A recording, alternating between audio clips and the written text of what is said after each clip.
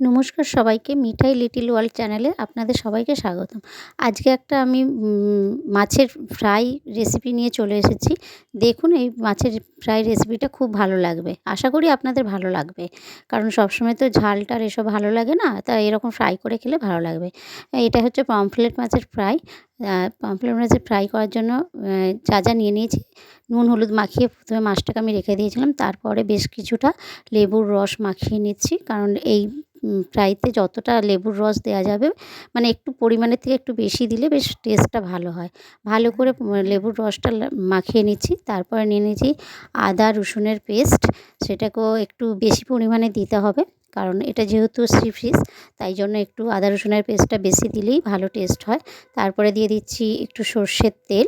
হ্যাঁ, সর্ষের তেলটা দিয়ে দিলে ভালো করে ম্যারিনেশনটা হয়, আর মাছটা বেশি একটা ফাটে না, সেই কারণে সর্ষের তেলটা। তারপরে দিয়ে দিলাম একটু নুন হলুদ প্রথমেই লাগানো ছিল। তারপরে ওই মশলা যেহেতু দিচ্ছি, তাই জন্য একটু তার পরিমাণ মতন দিয়ে দিলাম। তারপরে দিলাম ম্যাগি মশলা, কেউ চাট মশলা থাকলে দিতে পারেন। আমার ছিল না, আমার বাড়িতে ম্যাগি মশলা ছিল, তাই আমি ম্যাগি মশলা দিয়ে দিলাম। ভালো করে মাখিয়ে একটু লঙ্কা গুঁড়ো, কারণ একটু ঝাল ঝাল হলে ভালোই টেস্টি হবে। বাচ্চারা যদি খায় তাহলে ঝালটা দেবেন না, তাহলে এমনি করবেন। আর আমাদের বড়রা খাবে বলে তাই একটু লঙ্কার গুঁড়োটা একটু বেশি দিয়েছি, কারণ ঝাল, টক, নুন আর এগুলো একটু বেশি মানে পরিমাণে যদি ভালো থাকে তাহলে টেস্টটা ভালো হয়। দিয়ে ভালো করে ম্যারিনেশন করে আমি রেখে দিয়েছিলাম প্রায় 2 ঘন্টার মতন। তারপরে যখন ভাজবো, কড়াইতে তেল গরম করতে দিয়ে এবারে ওইতে একটু চালের গুঁড়ো নিয়ে নিয়েছি। চালের গুঁড়োটা নিয়ে নিলে ওই মশলাটা একটু বার্নিংটা ভালো হবে, সেই কারণে চালের গুঁড়োটা নিয়ে ভালো করে দেখুন মাখিয়ে নিচ্ছি। কড়াইতে তেল গরম করতে দিয়ে দিয়েছিলাম, বলেই দিয়েছিলাম। দেখুন যখন গরম হয়ে গেছে, ভালো করে তেলটা গরম করে নেবেন, তারপরে মাছগুলো দেবেন, না হলে কড়াইতে ছিটিয়ে যাবে। ভালো করে তেলটা গরম হয়ে যেতে দিয়ে এবার এই দেখছেন খুন্তি করে একটু একটু ওপর দিকে দিয়ে দিচ্ছি তেলটা।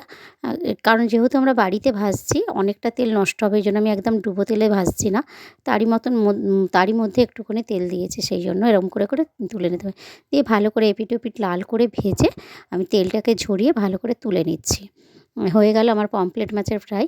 একটু লাল লাল করে ভাজবেন, আর যারা হালকা খান হালকা। দেখুন খুব সহজে এবং খুব তাড়াতাড়ি ভালোভাবে একটা তৈরি হয়ে গেল।